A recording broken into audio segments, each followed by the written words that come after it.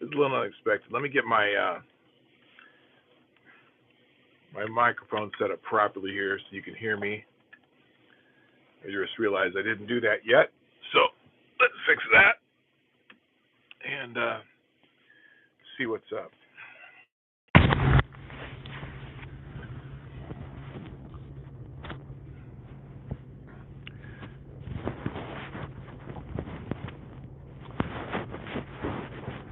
Good morning, gang. I'm just doing a little pre-trip, pre-vacation trip shopping because got to make sure I have enough dog treats for the dog sitter. Good morning, Johnny Hellcat. Good morning, Avocados Diabli. How is the audio right now? I have a new mic set up that I think works pretty well. Hello, JB. Sounds good, fantastic. Yeah, I got this new microphone set from some called Moano, and they really work well. So anyway, I'm just out running some errands before my trip, so I thought I'd say hi. And I actually worked this morning. It's funny. I've been, when I work, I often scroll through various videos on like Instagram Reels or whatever, little short videos, just to see what kind of things people are talking about. And holy shit, there's a lot of race shit going on right now.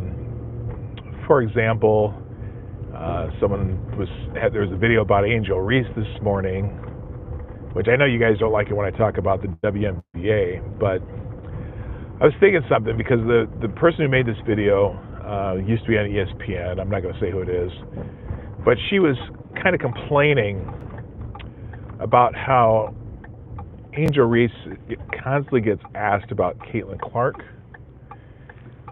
in interviews, and how unless for Caitlin Clark it's just the opposite. Whenever they ask, and whenever she's in interviews, she almost never gets asked about Angel Reese. And I was thinking about that, and I think I've come to the conclusion there's a good reason for that. That's nothing to do with the race of the two players. And a lot of Indiana fans get criticized because there's these white fans who hate Angel Reese because she's black, blah blah blah blah blah. No. The reason Angel Reese gets asked about Caitlin Clark and Caitlin Clark only gets asked about Angel Reese when they're playing against each other is because Angel Reese's most memorable basketball moment was when she decided to taunt Caitlin Clark after they beat LSU their junior year in college. She did the little face thing, which, obviously Caitlin Clark did that stuff to people too. But this was in the end of a championship game, and she spent her time chasing Caitlin Clark around the court, trying to, give her the diss treatment. And everyone remembers that. That was the first time anyone really had Angel Reese in their consciousness when it regards to basketball, because obviously Angel Reese had a Instagram following before that and whatnot, but no one knew about her. Caitlin Clark was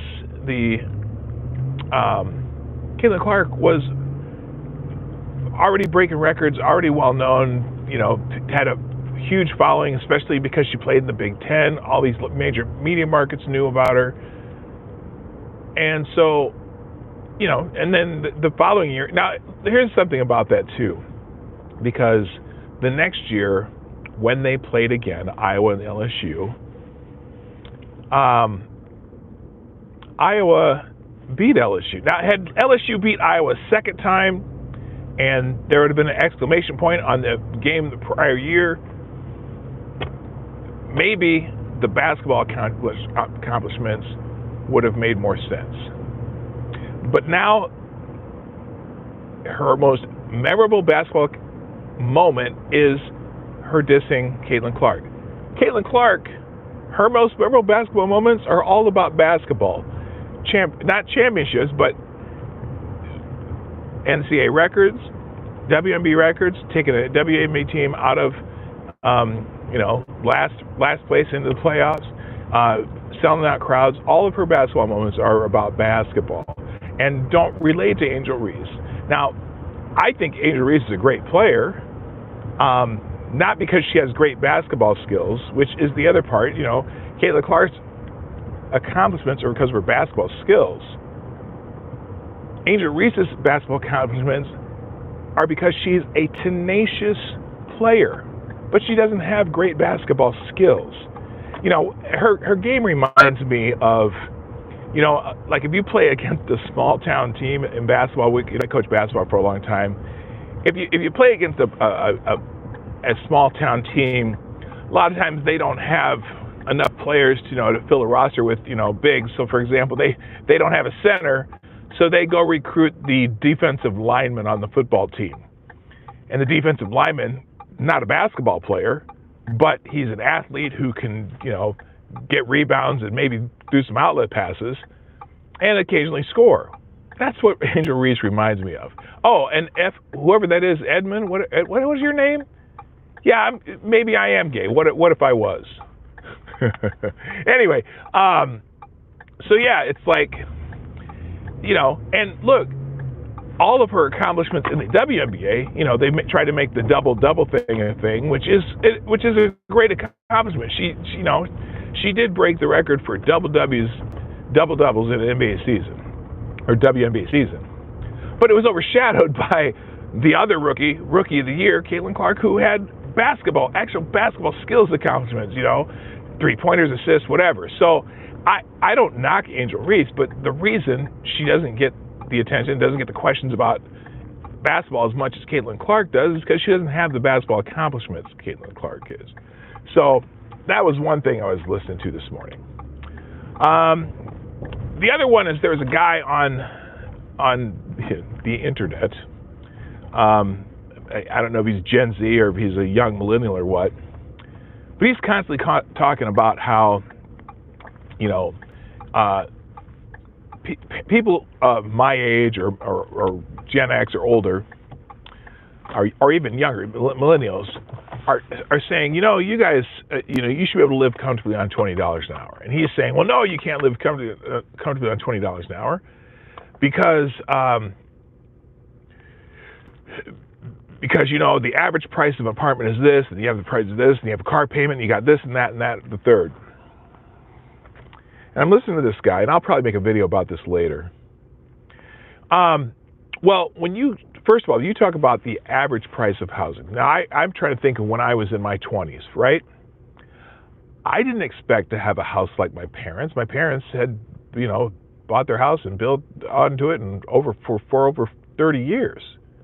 But why would I expect to have what my parents have? When you say the average price of rent, for example, so you're saying, oh yeah, so you make $20 an hour and you make $2,750, you take home $2,750 a month, and you got the average rent is $2,000, and if you get a roommate, it's $1,250. I didn't understand that math.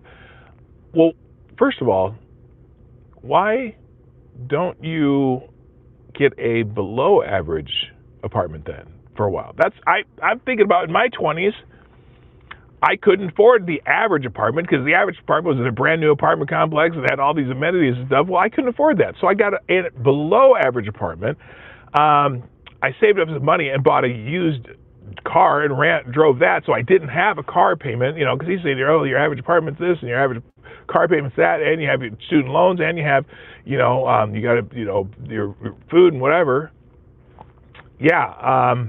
When I had less money, as a 20-year-old, I had a roommate. We had a less than average apartment, and I drove a car that I could afford, and I made it work. And for some reason, and all of his examples, when he does lots of videos like this, all of his examples are, well, the average price of a home is this. Well, my first home wasn't the average price of a home.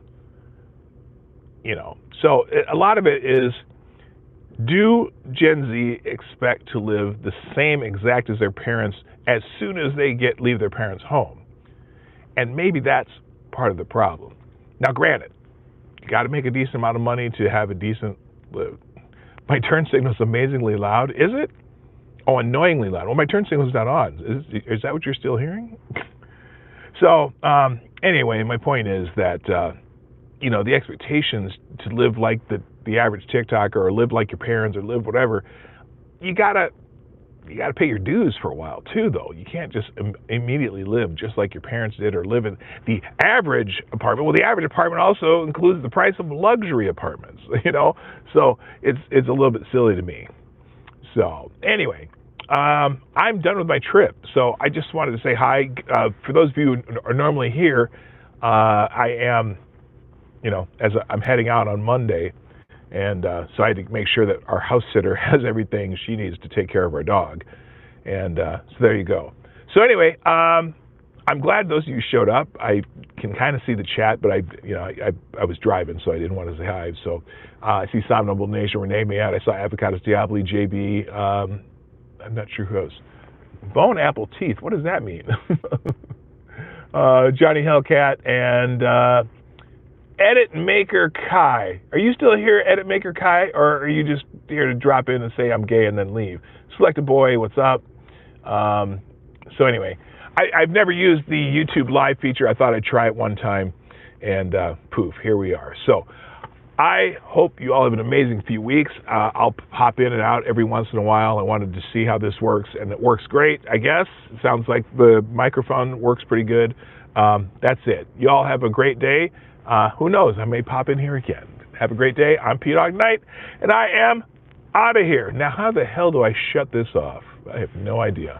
I'll figure it out in a second. Bye-bye.